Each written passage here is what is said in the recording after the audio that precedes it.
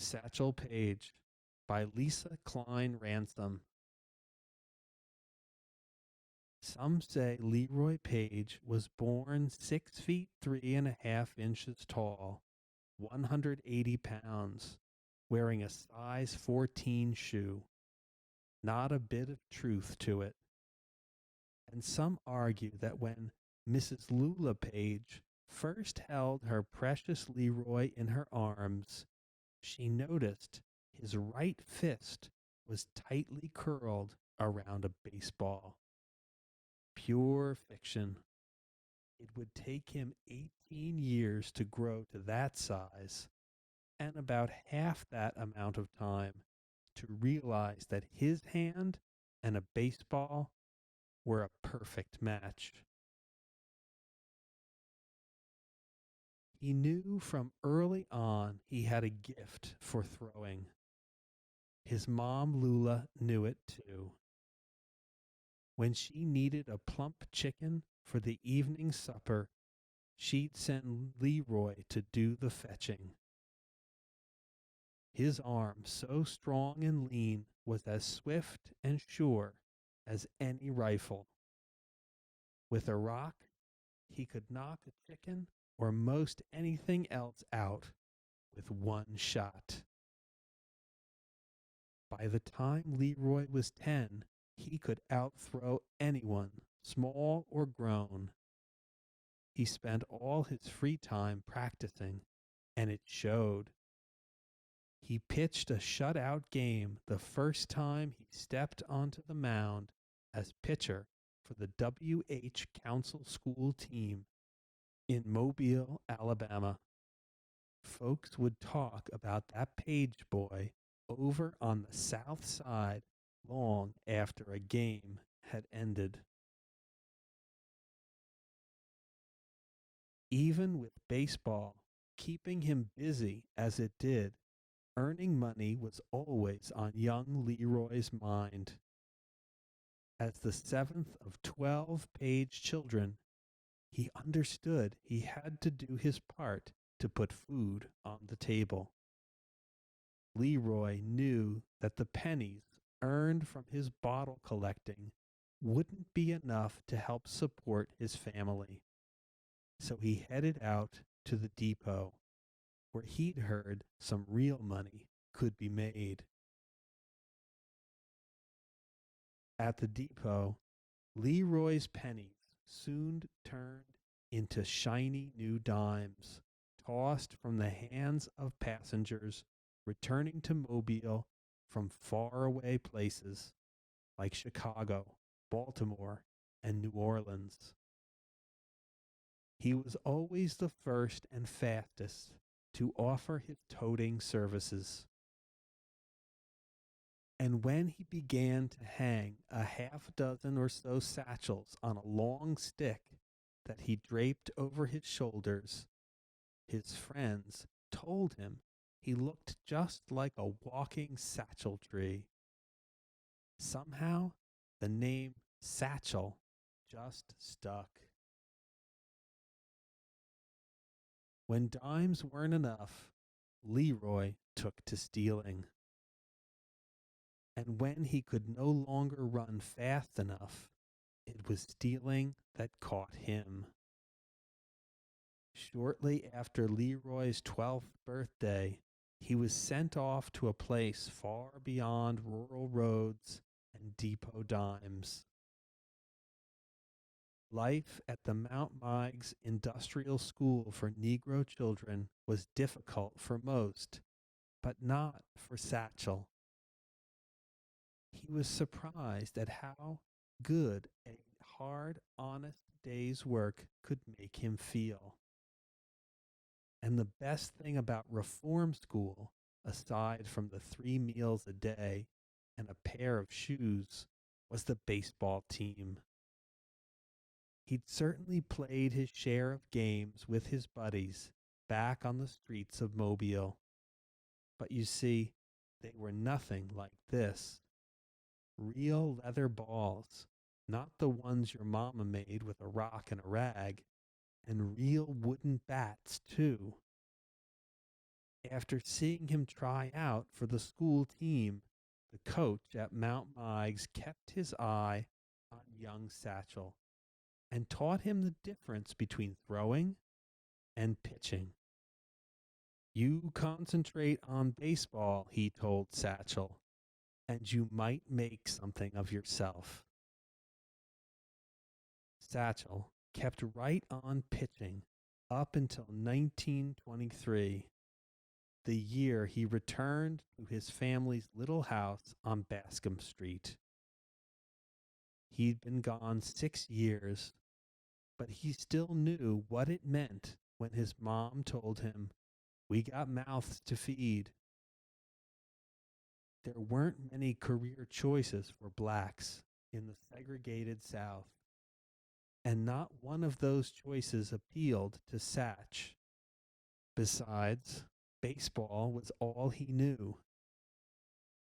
He made his way over to the stadium where his big brother, Wilson Paddlefoot Page, was playing for the black semi-pro team, the Mobile Tigers, and he talked the coach into letting him try out. 10 pitches and 10 strikes later, he was their new starting pitcher. The pay was small, and the crowds even smaller. But it was baseball, plain and simple. After just a few games, Satch became so sure of his pitching, he'd bet anyone who'd listen he could knock 10 bottles off a wall or throw 10 straight pitches over a hanky. The extra money he made from winning bets wasn't much, but it was more than a dime a satchel, and more than he'd ever had before. As a semi-pro pitcher, Satchel developed his own unique style. He'd pick up a tip here and there, put his Satchel spin on it, and polish it off with a brand new name. Gatso Satch began to think of his pitches as his children. The hesitation was his magic slow ball. The trouble ball caused all sorts of havoc. And then there was the B ball, which according to Satch would always be where I want it to be. There was an odd way about his pitching. He would stand tall and straight as an oak tree on the mound. His foot looked to be about a mile long, and when he shot it into the air, it seemed to block out the sun. Satchel's arms seemed to stretch on forever, winding, bending, twisting. And then there was that grin he flashed just as he released the ball. It seemed to say, "Go ahead, just try and get a hit off of that. Strike one." And you never saw it coming. I mean, 1 minute it was there, plain as day in his hand. Then all of a sudden, strike two. It was in the catcher's mitt. The batter would strain his eyes, squint a little. Here it comes, got it now. Strike three. Just like that, all over. Next batter up. Give it to him, Satch. Show your stuff. Fans and teammates would shout. And he did. Every time. Folks would pack the stands to see how many Satchel could strike out in one game. He made the crowds laugh with his fast talking and slow walking. A man's got to go slow to go long and far, he'd say. But mostly he made them cheer. Never in his 19 years had he heard a sweeter sound. The more cheers he heard, the more his confidence grew. a kind of confidence that made him call to the outfield with the bases loaded and the last hitter up to bat. "Why don't you all have a seat? Won't be needing you on this one." Wherever the crowds went, a good paycheck followed, so he made sure to keep them coming. After just 1 year, he was playing in the Negro major leagues for the Chattanooga Black Lookouts, and the folks were still cheering and shouting, "Give it to him, Satch. Show your stuff." There were two major leagues back in 1924 when Satchel was called up. Because the white major league ball clubs wouldn't allow blacks to play in their leagues, blacks had created their own in 1920 and named them the Negro Leagues. The white major league players enjoyed trains, hotels, hot meals, and short seasons. Negro League players were often refused meals in restaurants and rooms in hotels. They ate on the road and slept where they could, in train depots or on baseball fields. They played 2, sometimes 3 games a day, nearly every day, in a season as long as the weather would hold. And when the season ended in America, Satch went right on playing and traveling in other parts of the world. Life in the Negro Leagues suited Satchel. He was a traveling man. One city could never hold him for long.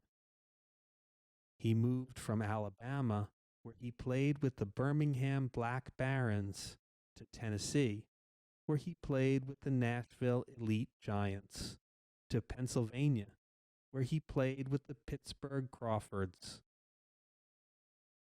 From the first breath of spring till the cool rush of fall, he would ride. Sometimes he joined his teammates on rickety old buses, bumping along on back roads studded with potholes so deep players would have to hold on to their seats and stomachs just to keep from spilling into the aisles. But mostly he drove alone, in cars that would take him wherever he wanted to go. The fans would always be waiting in the next town. Their wait could be a long one. He was never much for keeping anyone's time but his own.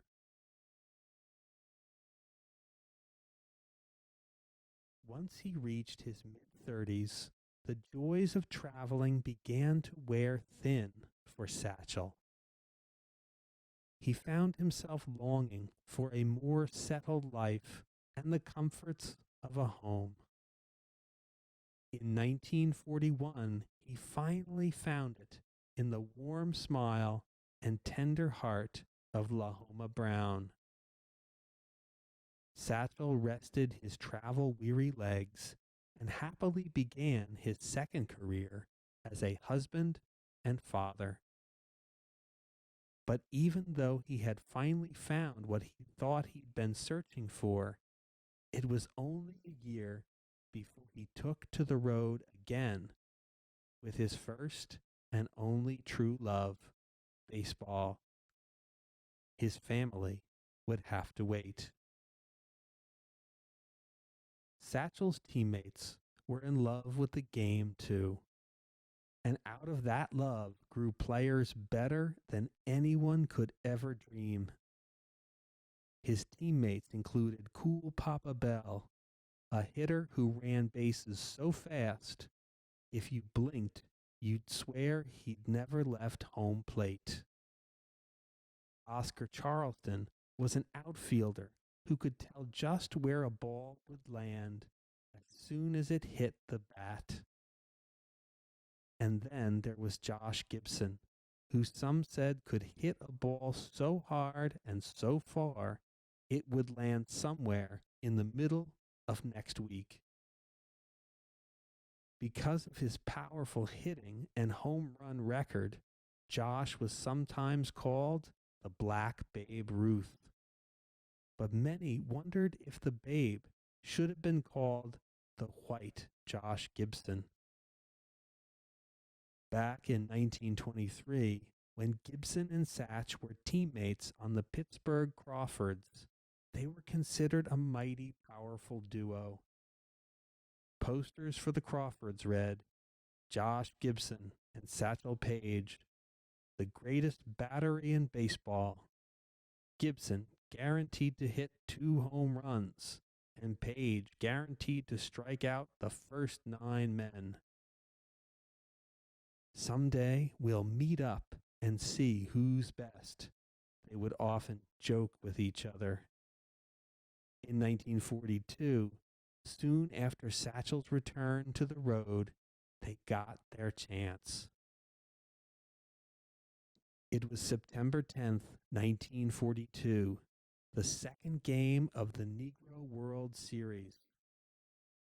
Satch's team, the Kansas City Monarchs, was in a heated best-of-7 matchup against the Homestead Grays, led by Josh Gibson.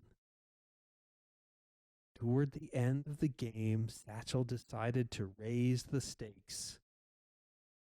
With 2 outs in the inning and 1 man on base, he walked 2 players so the bases would be loaded when Josh Gibson came up to bat.